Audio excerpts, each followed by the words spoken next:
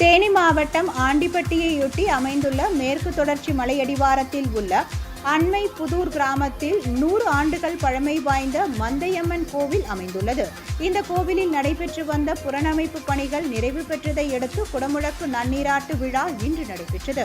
இதனை முன்னிட்டு வேள்வி சாலையில் இருந்த நன்னீர் கடங்கள் மேலதாளங்கள் முழங்க ஊர்வலமாக எடுத்து வரப்பட்டு கோபுர கலசங்களுக்கு நன்னீராட்டு நடைபெற்றது. இவ்விழாவில் வருசநாடு மற்றும் சுற்றுப்பகுதியை சேர்ந்த ஆயிரக்கணக்கானோர் கலந்து கொண்டு அம்மனை தரிசனம் செய்தனர்.